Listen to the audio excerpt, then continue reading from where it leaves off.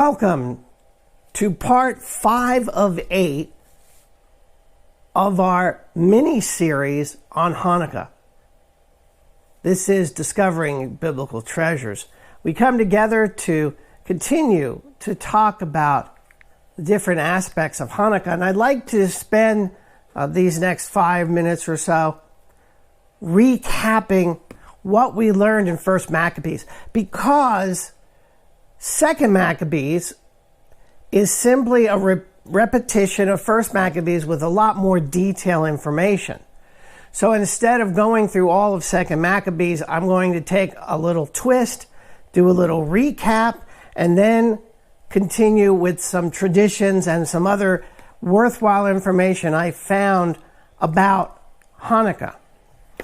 First, remembering that Maccabees is not the surname of the family that Judas and his brothers belonged to. They were Hasmoneans, and Maccabee means the hammer because he put the hammer down on the Greeks and kicked them out of Jerusalem. He was the son of Mattathias. He was the third son of 5. And when his father, who was a priest, died, Judas was given the reins of controlling the revolt because he was the best suited to be able to lead the army. The Judean revolt, it goes back to around 198 BCE. This is when Syria's Seleucid dynasty forcibly took Jerusalem from its previous rulers, who happened to be the Egyptian Ptolemies.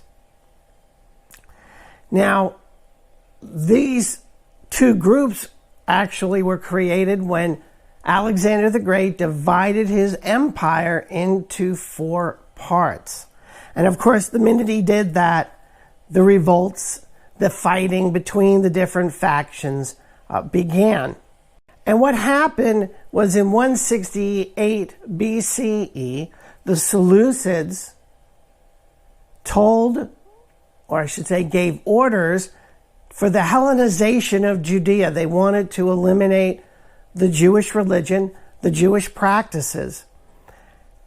And at the same time, Antiochus, who was the ruler of the Seleucids, started a war with the Ptolemies, who were in Egypt.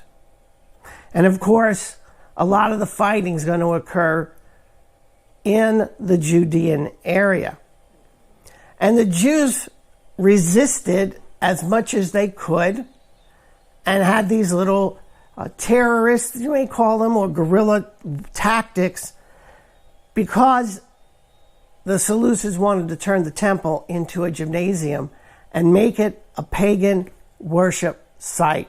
And that was just abhorrent.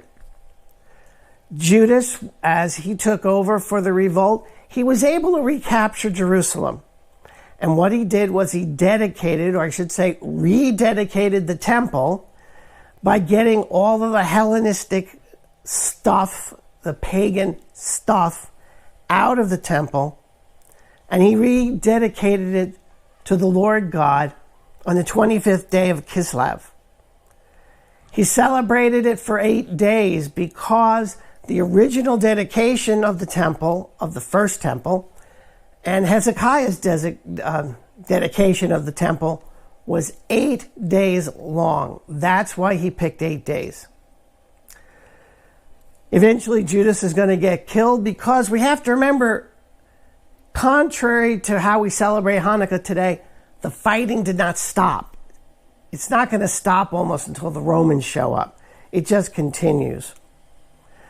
Simon, Judas' brother, will take over the revolt when Judas dies, and then Jonathan, the next brother in line, takes over when Simon is dead.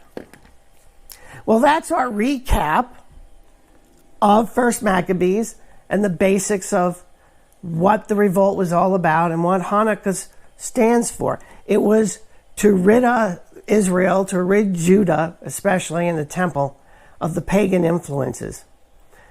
God bless you for watching this part 5 of 8 of our Discovering Biblical Treasures series on Hanukkah. God bless, and I'll see you in part 6. Shalom.